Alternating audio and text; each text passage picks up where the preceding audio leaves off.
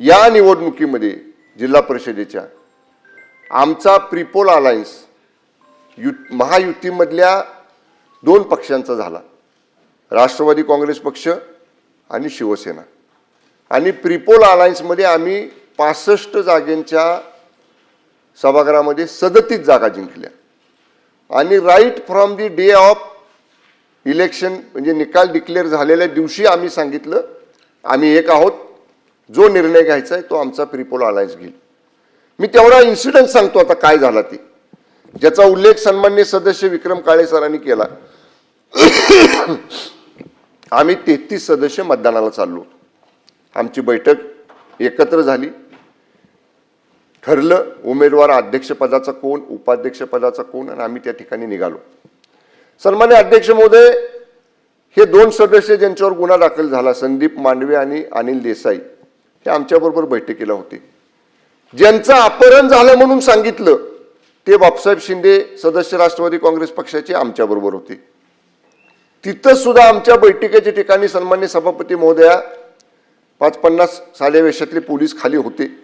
तुम्हाला अटकच करायची होती ना, आमच्या 2 सदस्यांना गुन्हा दाखल केलाय म्हणून। तिथं का नाही केली? का? 2000 शिवसैनिक तिथं होते खाली, तिथं नाही धाडस झालं पोलिसांचं आमच्या सदस्यांना हात लावायचं।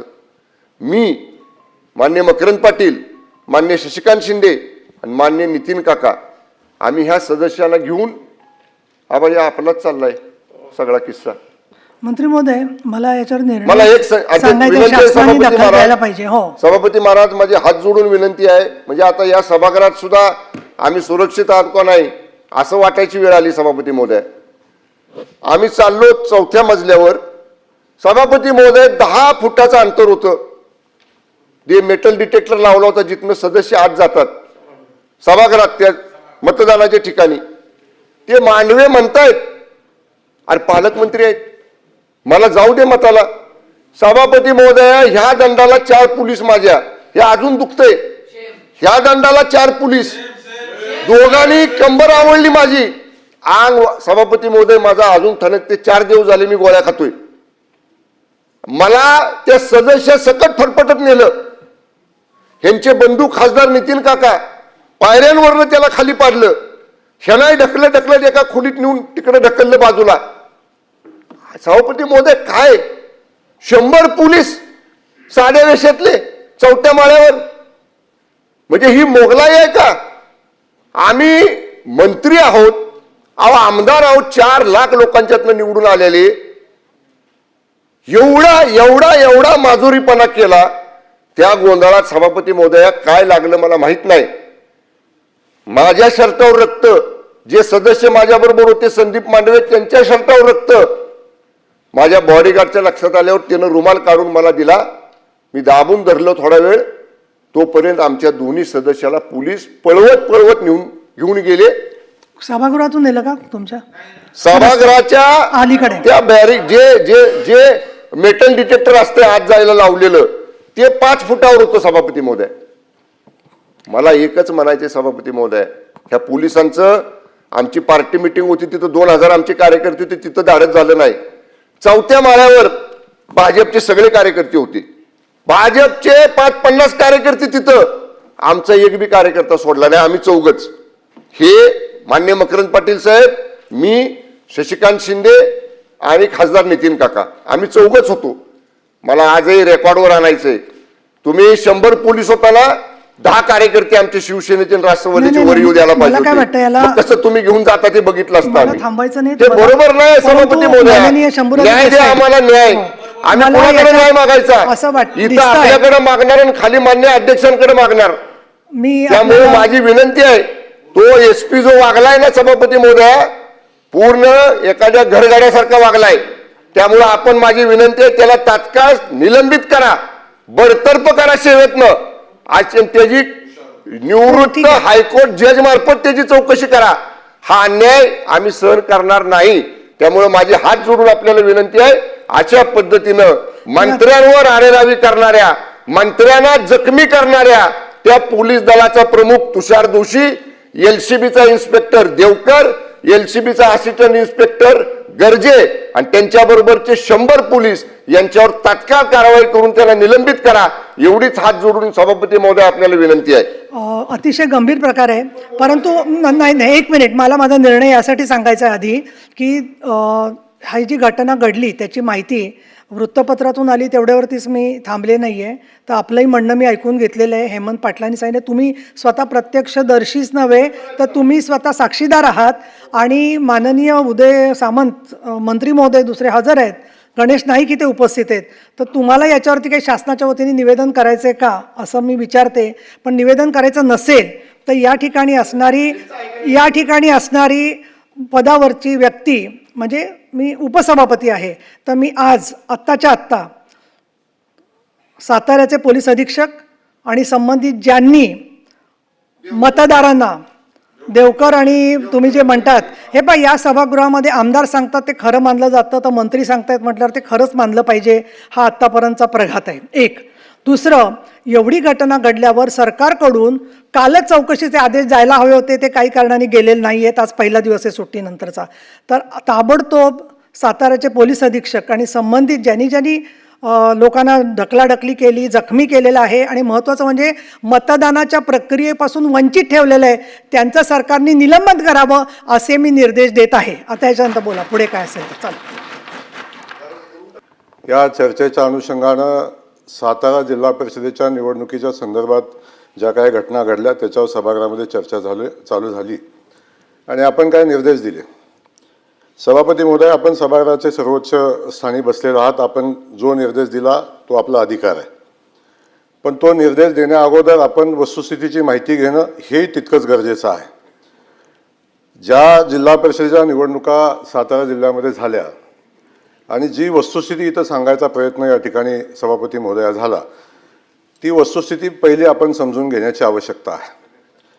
सातारा जिल्हा परिषदेची निवडणूक चालू असताना ज्या काही घडामोडी घडल्या त्या जिल्हा स्तरावर झालेल्या घडामोडी आपण सगळ्यांनी पाहिलेल्या आहेत.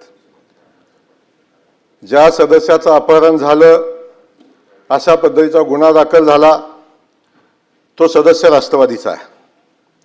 ज्यांनी गुन्हा दाखल केला तो त्या सदस्याचा मुलगा, तो राष्ट्रवादीचा आहे. गुन्हा कुणी दाखल केला त्याचा तपास कुणी करायचा, तो पोलिसांनी करायचा. त्याचा तपास होण्याची आवश्यकता आहे का? आता आहे. असं असताना जिल्हा परिषदेची निवडणूक झाली.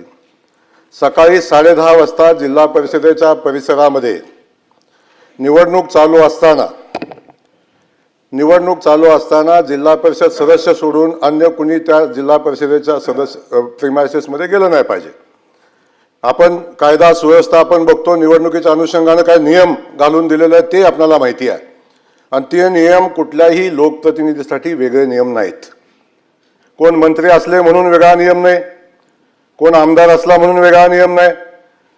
निवडणुकीची प्रक्रिया चालू असताना निवडणुकीच्या प्रक्रियापासून जिल्हा परिषदेमध्ये जी निवडणूक प्रक्रिया चालू होती, जिल्हा अधिकाऱ्यांचे आदेश होते की कुणी त्या ठिकाणी यायचं नाही, जिल्हा परिषद सदस्य सोडून कुणी येऊ नये आणि जिल्हा परिषदेच्या कर्मचाऱ्यांनी यावं.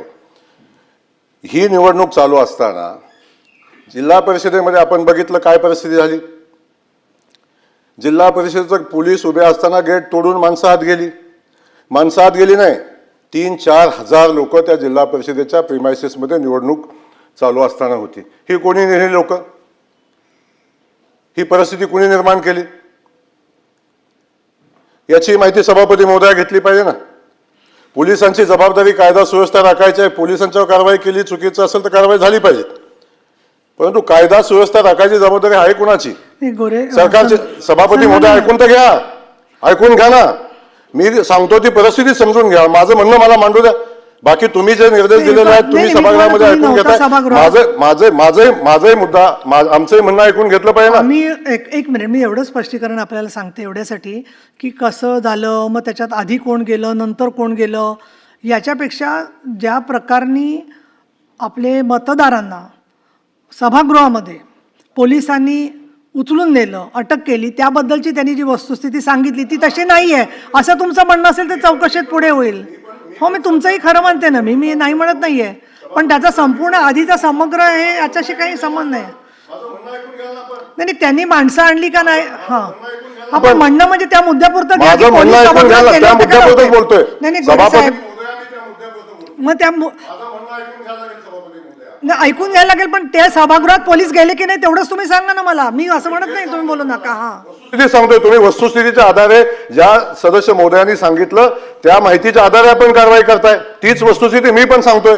सांगा ना. तेव्हा माझं सभागृहात सभापती सांगा. महोदया माझं म्हणणं हे आहे की जिल्हा परिषदेच्या निवडणुकीच्या जेव्हा चालू होती तेव्हा जिल्हा अधिकाऱ्यांचे आदेश असताना जिल्हा परिषदेच्या प्रिमायसेसमध्ये कंपाऊंड गेट उघडायला पोलिसांना दमदाटी करून गेट उघडून आत कोण गेलं याची चौकशी झाली पाहिजे.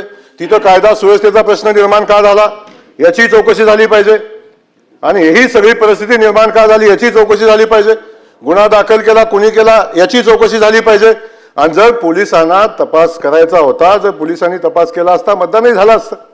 पोलिसांना तपास करून द्यायची जबाबदारी कुणाची होती?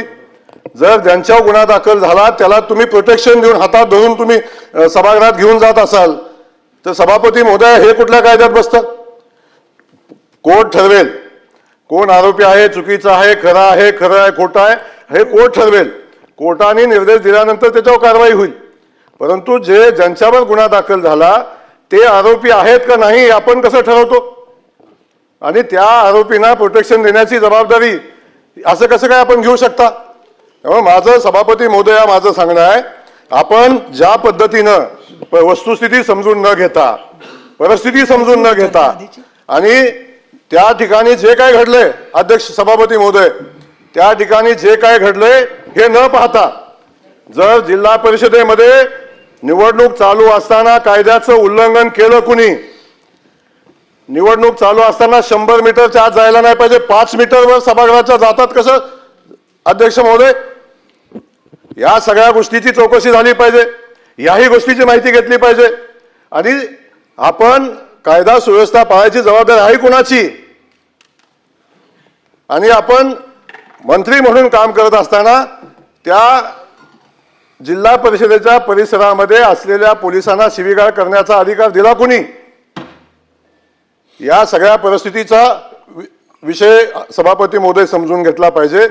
आणि आपण ही परिस्थिती समजून न घेता, वस्तुस्थितीचा अहवाल न मागवता, फक्त इथं चर्चा झाली म्हणून एखाद्या IPS अधिकाऱ्याला सस्पेंड करणं हे नियमांना धरून सभापती महोदय नाही.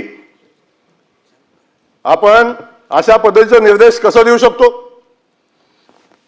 तुम्ही घेतलेल्या निर्णयावर मी बोलायला मला अधिकार आहे नाही माहिती नाही, पण मी आपल्याला या ठिकाणी सांगेन त्या ठिकाणची परिस्थिती, कायदा सुव्यवस्था धोक्यात आणण्याचं काम केलं कुणी? जर त्या ठिकाणी आजपर्यंतच्या इतिहासामध्ये जिल्हा परिषदेची निवडणूक असताना त्या ठिकाणी मंत्री कसे जातात?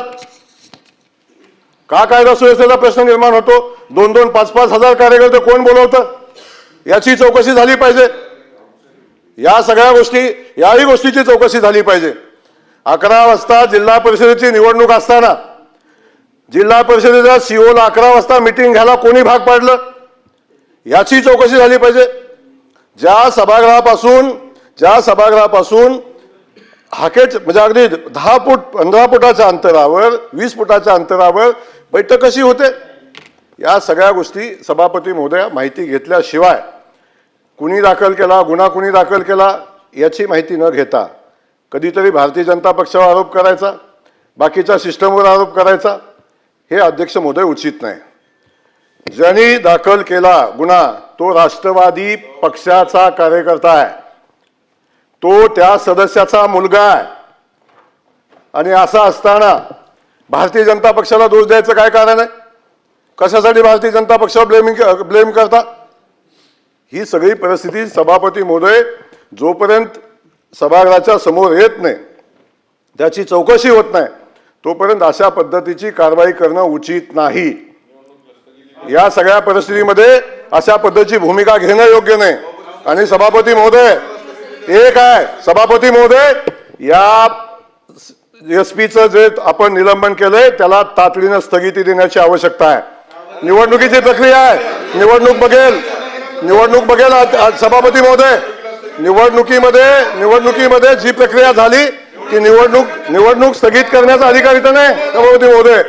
त्यामुळे सभापती महोदय अशा पद्धतीनं निवडणुकीच्या प्रिमायसेस मध्ये दहशत निर्माण करणं, स्वतःच्या ताकदीचा वापर करणं, मंत्रिपदाचा वापर करणं, हे सभापती महोदय कुठल्याही नियमात बसत नाही.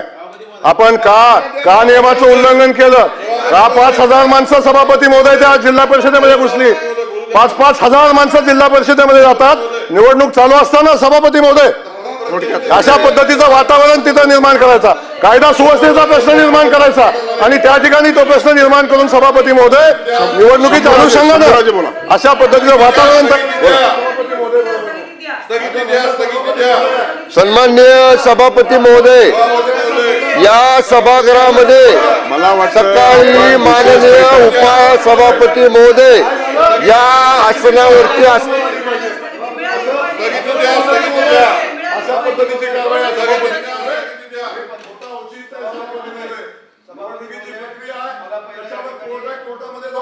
नाही सभापती महोदय चौकशी कोणाची लावायची, चौकशी कोणाची करायची हा तुमचा अधिकार आहे. सभागृहामध्ये एक निर्णय झालेला आहे. दुसरी महत्त्वाची गोष्ट अशी आहे की सन्माननीय मंत्री शंभूराज देसाई साहेबांनी आणि सन्माननीय मंत्री मकरंद दाबांनी कुठेही भारतीय जनता पार्टीचा नाव हे सभागृहामध्ये घेतलेलं नाही. भारतीय जनता पार्टी हा आमचा मित्रपक्ष आहे, आम्ही सगळे अलायन्समध्ये काम करतोय. कुठेही भारतीय जनता पार्टीचा उल्लेख भारतीय जनता पार्टीनं हे केलं असं सभागृहामध्ये आलेलं नाही. हे चुकीचं रेकॉर्डवर राहू नये.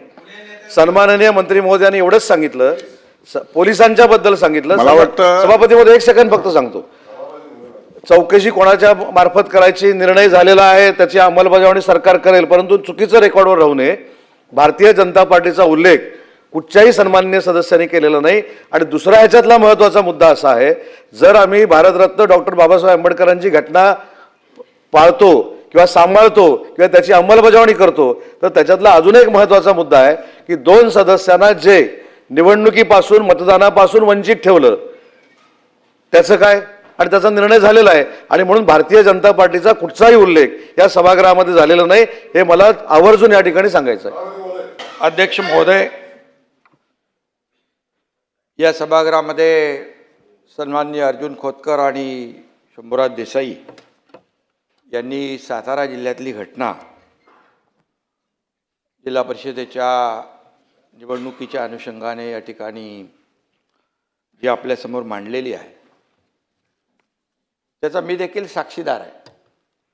कारण ही निवडणूक प्रक्रिया जेव्हा सुरू झाली नव्हे, जेव्हा याची तारीख जाहीर झाली त्यावेळेस मला शंभूराज देसाई यांनी फोन केला होता.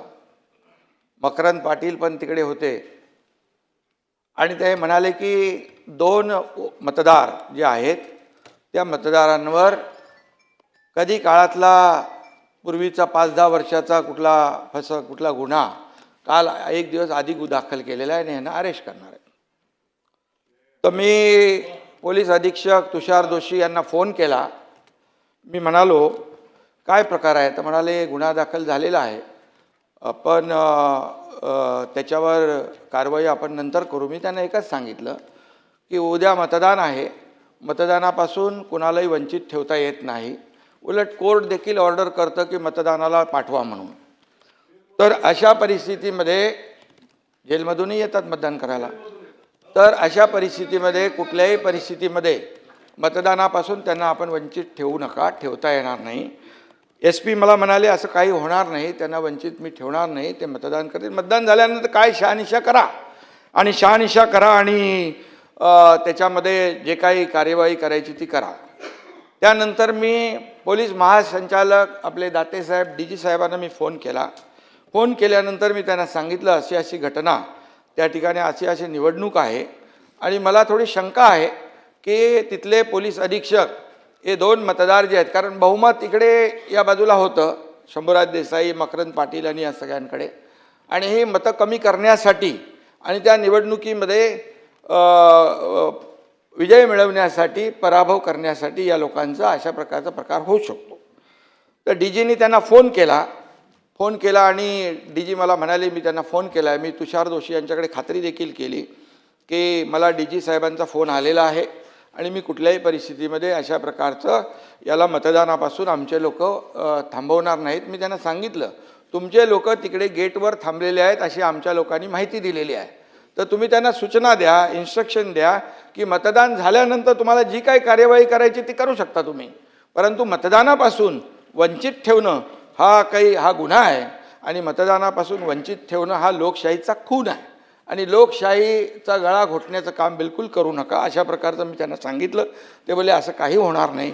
परंतु त्यानंतर मीडियामध्ये देखील मी पाहिलं, शंभूराज देसाईंनी स्वतः सांगितलं, म्हणजे मंत्री का गेले तिथे, कारण त्यांना माहीत होतं तिथे त्यांना अडवतील म्हणून त्यांनी पण त्या आपल्या याच्या सीमा जी आहे बाहेर होते, त्या गेटच्या बाहेरपर्यंत त्यांना गेल्यानंतर मंत्री बघितले नाहीत, पदाधिकारी बघितले नाही, कोणी बघितले नाही, जसे आमदार बघितले नाही, असे आरोपीला जो असं पकडतात तसं पकडून घेऊन गेले. आणि त्या ठिकाणी घेऊन गेल्यानंतर ते 2 लोक, बरं ते 2च कसे काय मग मतदार त्यांनी पकडले, 2च मतदार जे आहेत ते त्यांना घेऊन गेले आणि त्यांना निवडणूक, मी पुन्हा फोन केला त्यांना DGंना, DG म्हणाले असं होणार नाही. मी बोला होणार काय नाही, निवडणूक पूर्णपणे पार पडते तिकडे, निवडणूक पार पडल्यानंतर तुम्ही त्यांना सोडून काय उपयोग आहे. आणि मग निवडणूक पार पडली आणि त्यानंतर या सगळ्या, परंतु जी परिस्थिती निर्माण झाली महाराष्ट्रामध्ये, महाराष्ट्राच्या इतिहासामध्ये अशा प्रकारची परिस्थिती पहिल्यांदा आपण पाहिलेली आहे. कारण कुठल्याही परिस्थितीमध्ये अशा प्रकारची परिस्थिती मतदानापासून वंचित ठेवणं हे आतापर्यंत इतिहासामध्ये पहिल्यांदा आहे. आणि त्यामुळे मला जे माहिती होतं ते, आणि मी त्यांना फोन केले होते म्हणून मी तुमच्या निदर्शनास मी आणू. अध्यक्ष महोदय, सन्माननीय उपमुख्यमंत्र्यांनी जी वस्तुस्थिती सांगितलेली आहे त्या वस्तुस्थितीच्या आधारावर या संपूर्ण प्रकरणाची योग्य ती चौकशी केली जाईल आणि चौकशीच्या मध्ये जे काही निष्पन्न होईल त्यानुसार त्याच्यावर कारवाई केली जाईल. ठीक. मला वाटतं आपण जरा बसा.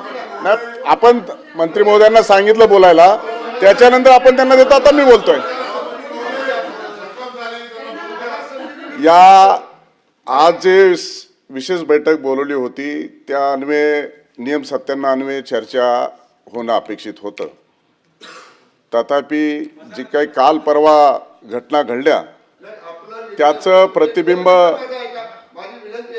नाही तर आपण मी आपल्यालाच बोलायला दिलं होतं, परंतु आपण माननीय उद्योगमंत्री महोदयांकडे हात केला आणि म्हणून आपण त्यांना बोलायला दिलं. मी आपल्यालाच बोलायला दिलं होतं. आपण जरा बसा मंत्री महोदय, आपण बसा.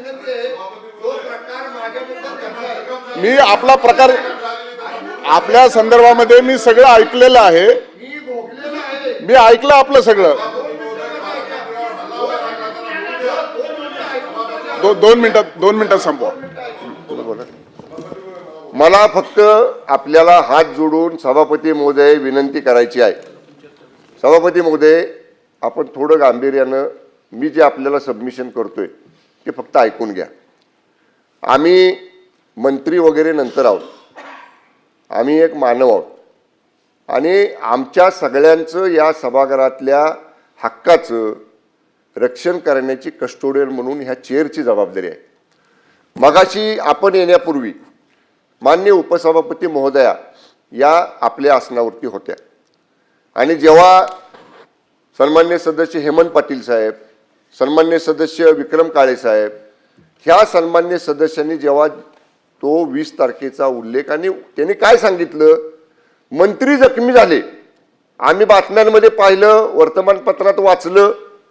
मग त्या संदर्भात मान्य उपसभापती महोदय म्हटले की मंत्री हजर आहेत, तर तुम्ही खुलासा म्हणजे वस्तुस्थिती मांडा.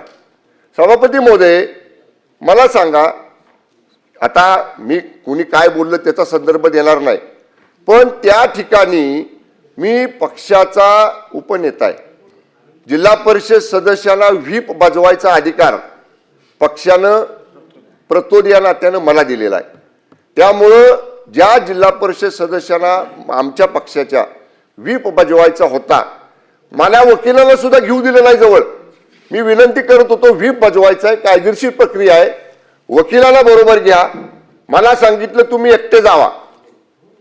मी एकटा ते व्हीप आमच्या सगळ्या सदस्यांचा घेऊन, म्हणजे मी का तिथं गेलो तर मला नियमानं पक्षानं अधिकार व्हीप म्हणून, मुख्य प्रतोद म्हणून त्याला व्हीप बजवायचा अधिकार दिला होता, त्या कामासाठी गेलो. नंबर 1.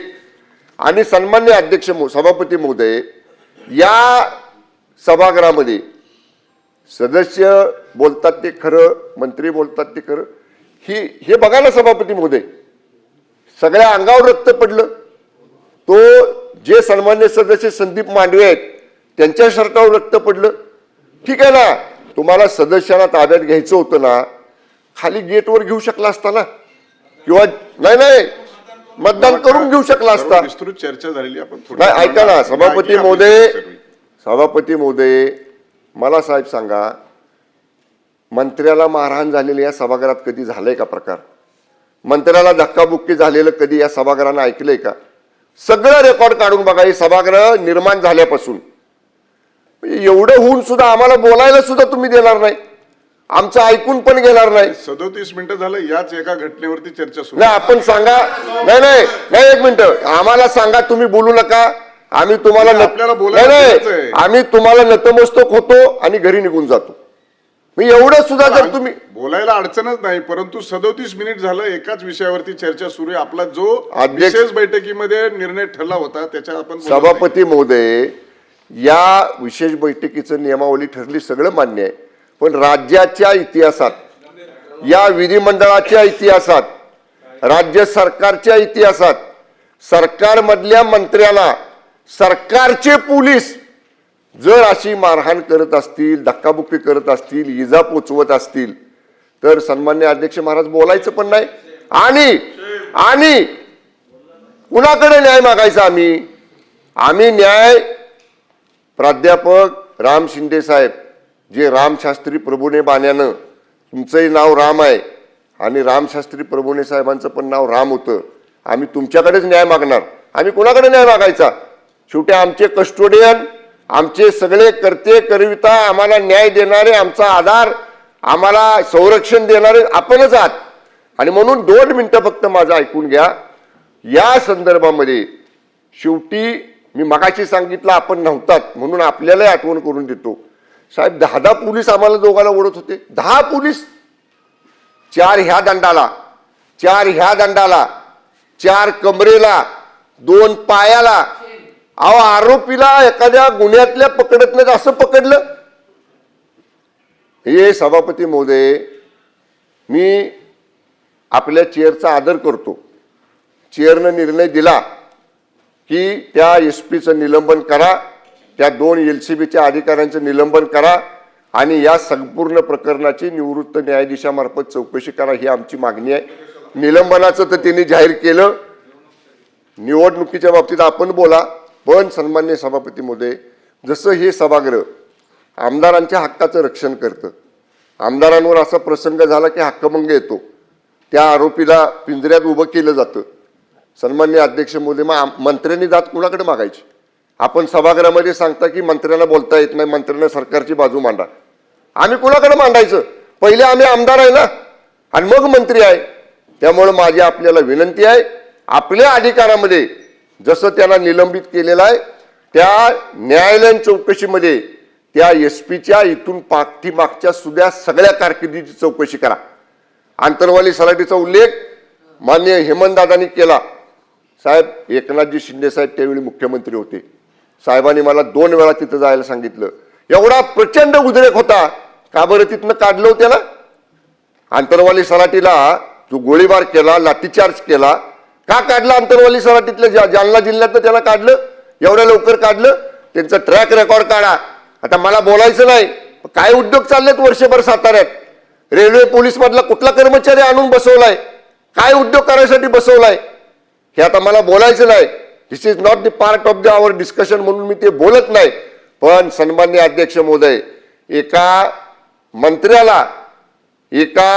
मंत्री असण्याच्या अगोदर असणाऱ्या आमदाराला जर त्या एसपीच्या सांगण्यावरनं एसपी, पोलीस निरीक्षक देवकर, सहाय्यक निरीक्षक गर्जे आणि 100 जे साध्या वेशातले पोलीस होते, जे CCTV फुटेजमध्ये दिसत आहेत, त्या सगळ्यांचं सन्मान्य अधिकाऱ्यांचं तर निलंबन झालं.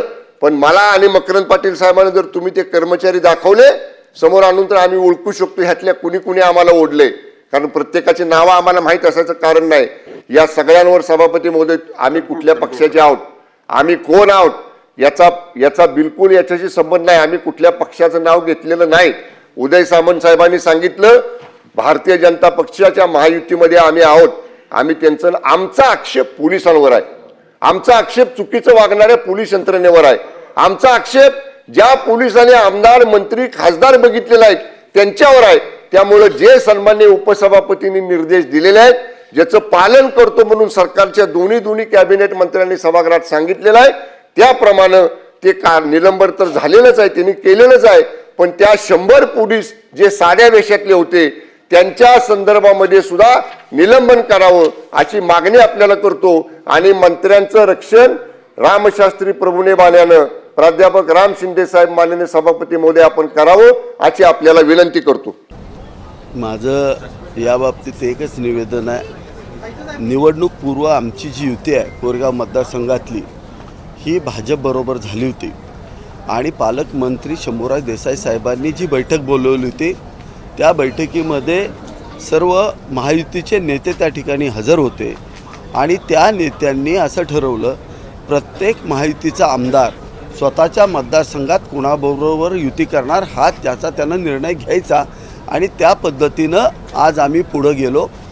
आम्ही निवडणूक पूर्व युती ही भाजपबरोबर केली होती, पण नंतर आमचे लोकही शिवसेनेच्या कॅम्पमध्ये गेले होते. पण नंतर जसं सगळ्यांच्या लक्षात आलं शेवटच्या 5-7 दिवसामध्ये की आज आमच्या काही लोकांनी काँग्रेस आणि महाविकास आघाडीच्या काही घटक पक्षातल्या लोकांसोबत या ठिकाणी युती केलेली आहे, ते आमच्या मतदारसंघात मान्य नव्हतं. त्यामुळं आमच्या दोन्ही सदस्यांनी आणि आम्ही सगळ्यांनी निर्णय केला की कसल्याही परिस्थितीत निवडणूक पूर्व जी युती भाजपबरोबर झाली आहे त्यांच्याबरोबरच राहण्याचा आम्ही निर्णय घेतला. मला वाटत नाही का हा चुकीचा आम्ही निर्णय घेतला.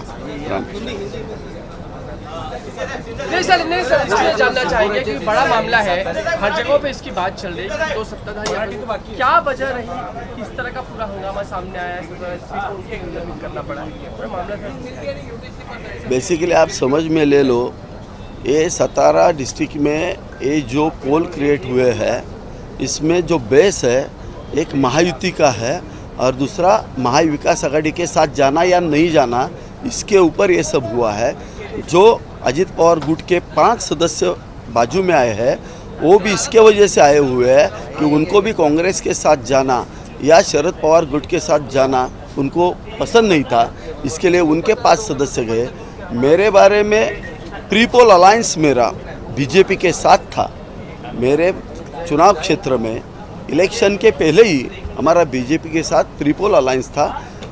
हम लोग भी उसी के ऊपर चले गए हैं, तो हमने कुछ गलत नहीं किया ऐसा हमको लगता है. परंतु कुठेतरी त्याच प्रकरणावरून आता विधानभवनाच्या पायऱ्यांवर सुद्धा आंदोलन झालं.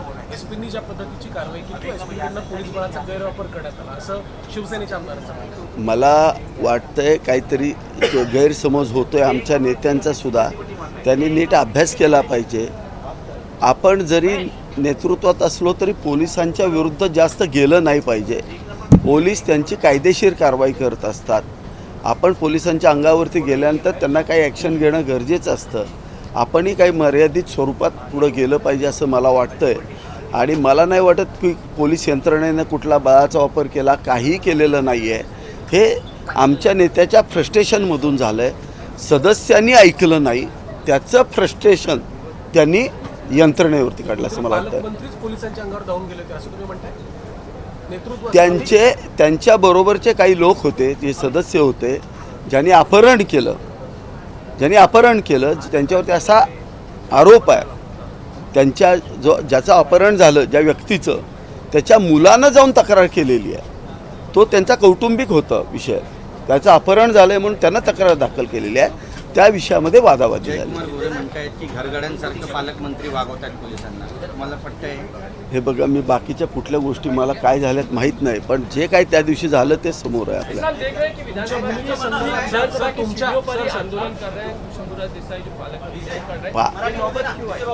बेसिकली अगर पालक मंत्री साहब ने सबको साथ में लिया होता, जो महायुति के घटक पक्ष है, बीजेपी को साथ में लेना चाहिए था, मुझे साथ में लेना चाहिए था, हर एक को साथ में लेके अगर वो साथ में रहते तो ये नौबत नहीं आती थी। एक्चुअली पालक मंत्री साहब ने आगे पीछे करके हम अगर राज्य में एक साथ बैठते हैं तो वहाँ भी एक साथ बैठना ये इन्होंने करना चाहिए क्या था। ऐसी नौबत थी राजनीति, ऐसी क्या मजबूरियां सामने आ गई उनको अलग निर्णय लेना पड़ा है, लेने का? पता नहीं है क्यों किया, लेकिन उनके साथ तो कांग्रेस का एक सदस्य भी था। महाविकास आघाड़ी के साथ जाने के लिए उन्होंने ऐसा क्यों किया पता नहीं। शरद पवार गुट के प्रदेश अध्यक्ष कुछ शशिकांत जी शिंदे साहब इनको लीड कर रहे थे, तो ये सब क्यों किया हमको पता नहीं है, लेकिन ये गलत दिखाई दिया है।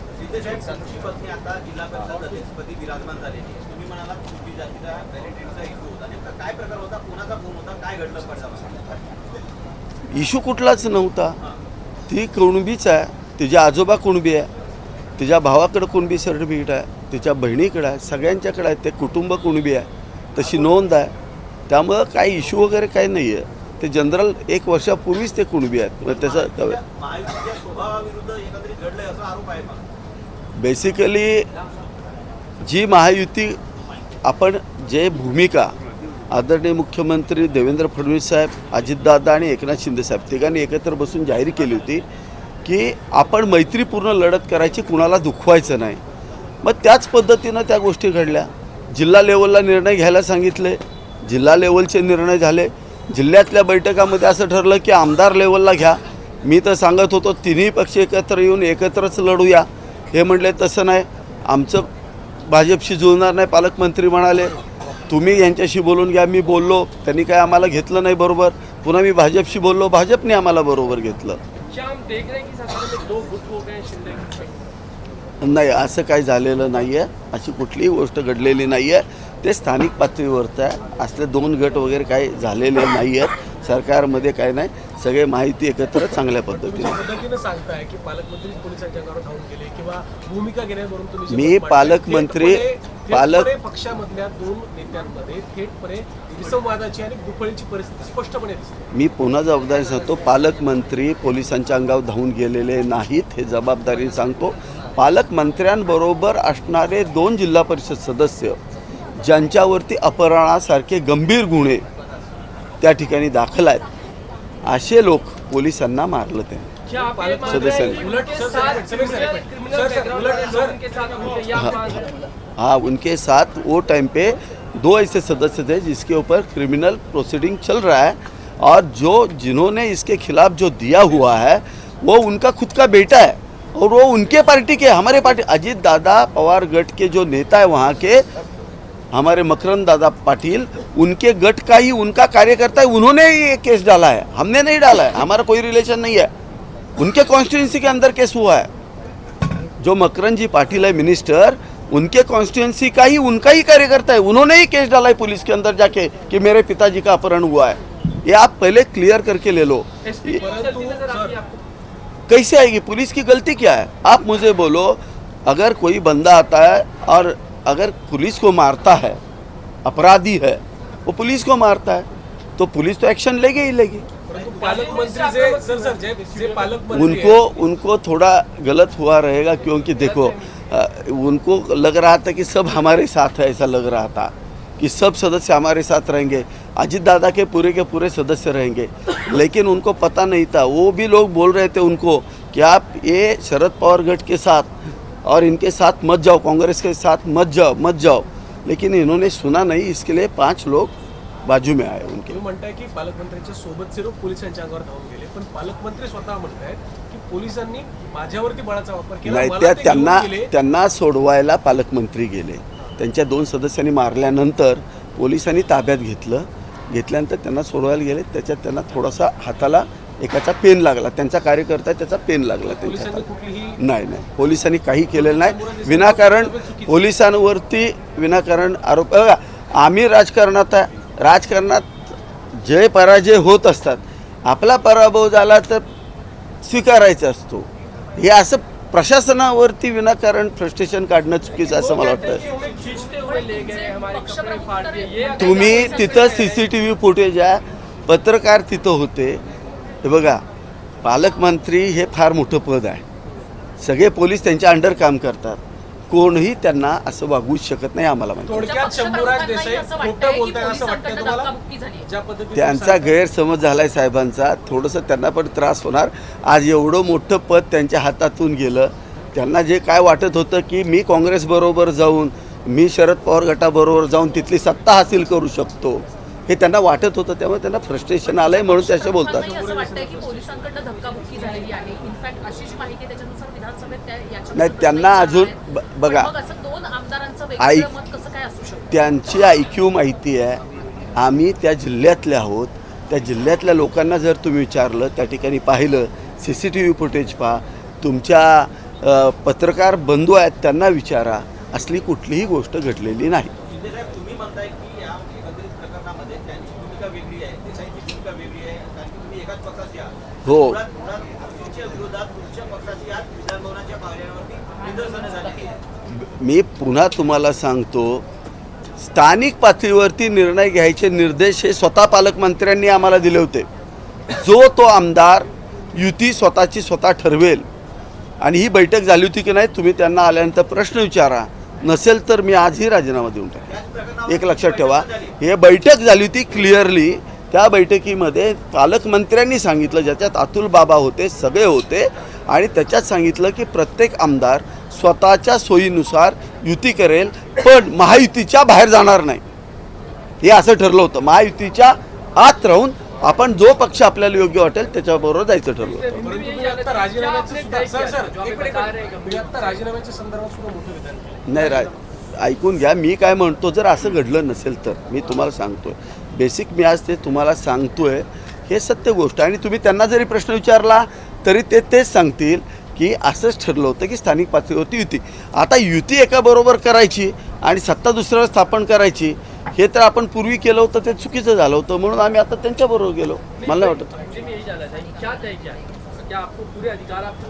हाँ, पालकमंत्री महोदय ने, गार्डियन मिनिस्टर ने, वो बीजेपी के अध्यक्ष और वहाँ अजीत पवार गुट के जो जिला प्रमुख है उनको बुलाया था, मिनिस्टर को बुलाया था. हम भी गए थे वो मीटिंग के अंदर. ऐसा तय हुआ कि हम लोग अपने अपने चुनाव क्षेत्र में, मतदार क्षेत्र में खुद निर्णय लेंगे, लेकिन महायुति के अंदर ही निर्णय लेंगे, अकेला लड़ना या किसके साथ जाना है. और इसकी पूरी हमने जो भी इन्फॉर्मेशन है वो खुद एकनाथ शिंदे साहब को उन्होंने भी दी थी, मैंने भी दी थी.